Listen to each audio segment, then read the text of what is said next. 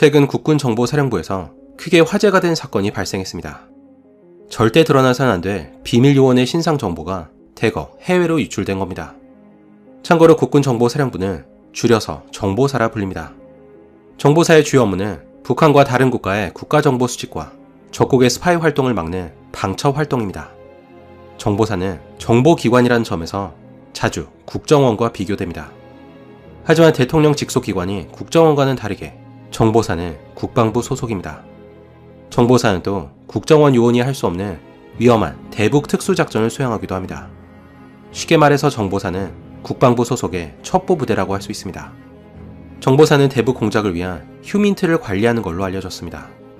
휴민트는 사람을 이용해 필요한 정보를 취득하는 걸 말하는데 크게 화이트 요원과 블랙 요원으로 나뉩니다. 화이트 요원은 신분을 드러내놓고 합법적인 선에서 활동하고 있습니다. 해외 외교관도 화이트 요원에 해당합니다. 이에 반해 블랙 요원은 신분을 숨기고 비밀리에 활동하면서 상대방의 정보를 수집합니다. 우린 이들을 흔히 간첩이나 스파이라고 부릅니다.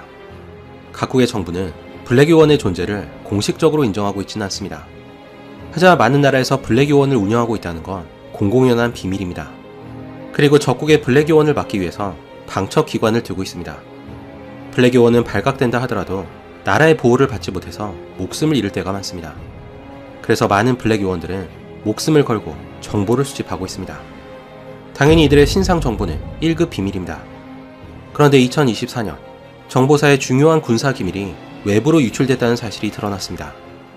그러자 수사에 나선 국군 방첩사령부는 정보사에 근무하고 있던 군무원 A씨를 유력한 용의자로 지목했습니다. A씨가 유출했다고 알려진 정보 중에는 대북 첩보 활동을 하고 있던 블랙 요원의 명단도 포함됐다고 합니다. 만약 이것이 사실이라면 해외에서 위장 신분으로 활동하고 있던 블랙 요원의 신분이 노출된 겁니다. 정보사 내부에서는 군무원 혼자서 확보하기 어려운 정보가 모두 넘어간 걸 봤을 때 다른 조력자가 있었을 거라는 의혹도 제기됐다고 알려졌습니다. 정보사의 기밀이 유출된 사건은 사실 아무도 모르게 그냥 묻힐 수도 있었습니다. 그런데 2024년 6월 중순 대한민국 정보기관 소속의 해커가 북한 당국 서버를 침투하는 과정에서 우연히 정보사 소속의 블랙 요원들의 명단을 발견했습니다. 그 덕분에 이 사건이 수면 위로 드러난 것이었습니다. 군무원 A씨는 처음에 자신의 노트북이 북한에 의해서 해킹됐다고 주장했습니다. 하지만 군사 기밀을 개인 컴퓨터에 저장한 것 자체가 금지되어 있습니다. 결국 수사 과정에서 A씨의 주장이 거짓이라는 것이 드러났습니다. 정보사의 컴퓨터는 허가받지 않은 USB를 꽂으면 작동이 자동으로 중단된다고 알려졌습니다. 그래서 A씨는 해외 요원의 정보를 일일이 직접 종이에 옮겨 적은 다음에 이를 다시 개인 컴퓨터에 저장했다고 합니다. 그 후 A씨는 이 정보를 북한과 연결된 중국 동포에게 넘겨준 걸로 알려졌습니다. 하지만 A씨가 입건된 지 한 달이 넘도록 방첩사의 피의자 조사가 제대로 이루어지지 않았고 정보사의 인사조치 역시 수사를 위한 직무 배제 수준으로 그쳤습니다. 그러다 지난 7월 29일 군 검찰은 방첩사의 영장 신청을 받아들여서 A씨에 대한 구속영장을 발부했습니다. 이 사건으로 정보사는 회복이 불가능할 정도의 치명타를 입었다고 알려졌습니다. 블랙 요원의 암호명뿐 아니라 실명까지 해외로 대거 유출되면서 중국, 러시아, 동남아, 그리고 중동에 있던 해외 요원들이 서둘러 귀국길에 올랐습니다. 북한 내부의 소식통들도 현재 생사가 불분명하다고 합니다. 40여 년간 대북 정보 활동을 해온 전직 첩보 요원은 이에 대해 이런 말을 남겼습니다. 북한과 중국 현지 정보원 명단이 발각되면 북한이 간첩죄를 적용해 발각 즉시 총살 또는 삼족을 멸하는 중형을 내릴 가능성이 높다. 이로써 대북 첩보망이 붕괴된 것은 물론이고 이들과 긴밀히 연결됐던 북한 내부 소식통들까지 숙청된 것으로 보입니다. 유동열 자유민주연구원 원장은 무너진 대북 정보망과 군사 정보망이 다시 복구되려면 최소 20년에서 30년이 걸릴 거로 예측했습니다. 수십 년간 각국에 구축한 정보망이 한 사람의 이적 행위로 완전히 붕괴한 것입니다. 하지만 군 검찰은 기밀을 유출한 군무원 A씨에 대해 간첩죄가 아니라 군사기밀 누설 혐의만을 적용한 걸로 알려졌습니다. 형법 제98조에 따르면 A씨가 중국 국적자에게 정보를 넘긴 것만으로는 간첩죄를 적용할 수 없기 때문입니다. 형법 98조는 적국을 위해 간첩을 하거나 적국의 간첩을 방조한 행위 또는 군사상의 기밀을 적국에 누설한 행위를 간첩죄로 규정하고 있습니다. 여기서 적국은 북한을 지칭할 뿐 중국은 해당하지 않습니다. 그래서 중국 국적자에게 자료를 넘긴 것만으로는 군무원 A씨에게 간첩죄를 적용할 수 없습니다. 하지만 심각한 안보 문제를 드러낸 사건은 이번이 처음이 아닙니다.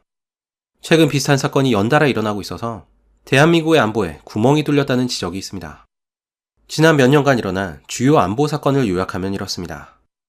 2017년 국방통합데이터센터가 해킹돼서 유사시 북한 지도부에 대한 참수 작전과 미국이 제공한 대북 정보 등 약 1,500만 장 분량의 기밀이 북한 측으로 넘어간 사실이 확인됐습니다. 그런데도 당시 국방장관은 너무 염려하지 않아도 된다고 말했습니다. 이후 군 관계자는 철저한 수사와 재발 방지 조치가 필요하다고 말했지만 이 사건은 단지 시작에 불과했습니다. 2018년 국군정보사령부의 공작팀장이 중국에서 활동하는 비밀요원의 정보를 건당 100만 원에 중국과 일본에 팔아넘긴 사실이 드러났습니다. 요원을 보호해야 할 정보사의 공작팀장이라는 사람이 오히려 돈을 받고 동료의 신상 정보를 팔아넘긴 것이었습니다. 그 결과 한동안 중국의 요원을 파견하는 것이 굉장히 힘들었다는 말이 있습니다. 더 심각한 사건은 바로 다음 해에 발생했습니다. 2019년 문재인 정부 때 대북 공작 경험이 없었던 A씨가 국가정보원 대북공작국에 발령받았다고 합니다. 국정원이라고도 불리는 국가정보원은 과거 안기부 시절에 강압적인 수사로 많은 비난을 받기도 했습니다. 하지만 대한민국의 정보기관으로서 국정원이 굉장히 중요한 역할을 수행하고 있다는 것은 부인할 수 없습니다. 국정원도 정보원과 마찬가지로 블랙요원을 포함한 휴민트를 운영한다고 알려졌습니다. 그런데 MBN의 보도에 따르면 A씨가 국정원에 발령된 직후에 휴민트 정보원 수십 명의 명단을 출력했다고 합니다. 그리고 얼마 후 공교롭게도 북한에서 활동하던 휴민트 정보원 절반이 발각돼서 고사포로 처형됐다는 소식이 전해졌습니다. 몇 년 뒤 최근에서야 서버 기록을 추적한 결과 A씨가 유력한 용의자로 지목됐습니다. A씨를 추궁하자 그는 그저 너무 신기하고 관심이 있어서 뽑았을 뿐이라고 진술했다고 합니다. 하지만 강제 수사권이 없는 상황에서 이 사건은 그대로 종결됐습니다. 이에 대해 정보당국 관계자는 A씨가 여전히 핵심 부서에서 근무하고 있어서 조사에 한계가 있다고 밝혔습니다. 정보 유출 사건은 군사정보에만 국한되지 않습니다. 경찰청 국가수사본부에 따르면 북한의 해킹 조직인 라자루스가 2021년 6월에서 2023년 1월까지 법원 전산망에서 A4 용지 26억 장에 해당하는 개인정보를 빼갔다고 합니다. 라자루스는 김숙희와 더불어 북한의 가장 악명 높은 해킹 조직입니다. 라자루스는 2021년 1월 17일 이전에 법원 행정처 전산망에 악성 코드를 심어서 자료를 빼내기 시작했습니다. 법원은 2023년 2월이 되어서야 악성 프로그램을 탐지하고 라자루스의 접속을 차단했지만 이미 많은 정보가 유출된 뒤였습니다. 경찰은 유출된 정보 1014GB 중에서 4.7GB의 내용을 파악한 결과 주민등록번호, 자필 진술서, 채무자료, 그리고 개인 회생자료가 포함됐다고 밝혔습니다. 만약 이 정보가 중국이나 동남아의 보이스피싱 조직에 넘어가면 범죄의 도구로 악용될 수 있습니다. 하지만 유출된 자료 중에서 아직 복원되지 않은 1009GB는 무슨 내용인지조차 확인되지 않고 있습니다. 윤석열 정부가 출범한 직후에도 사건이 끊이지 않았습니다. 2022년 현역 장교가 북한 해커에게 포섭돼 군사기밀을 유출한 사실이 드러났습니다. 대위 계급인 B씨는 SNS로 만난 북한 공작원에게 4,800만원어치의 비트코인을 받는 대가로 군사기밀을 넘긴 걸로 알려졌습니다.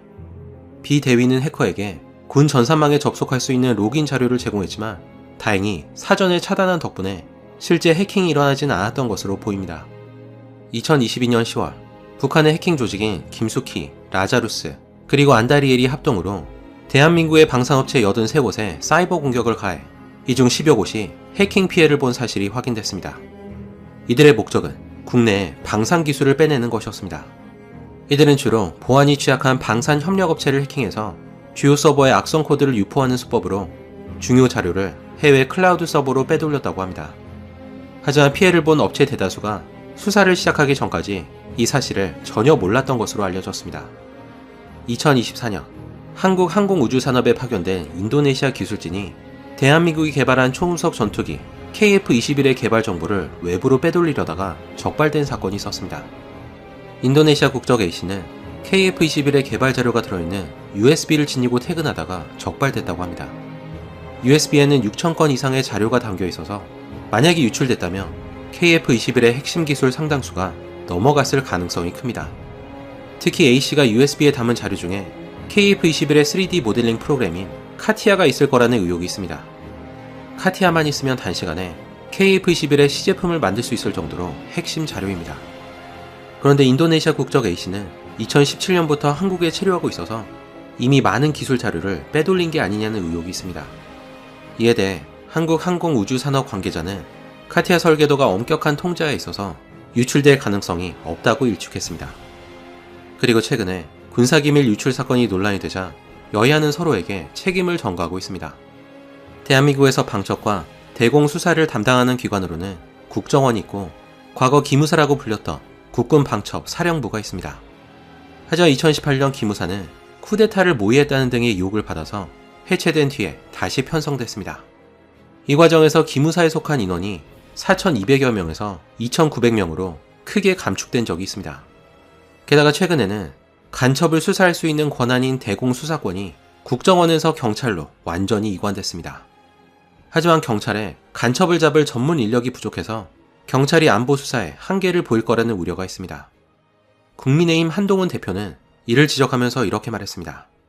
지난 정부는 국군 기무사령부를 안보 지원사로 바꾸면서 요원의 30%를 감축했다.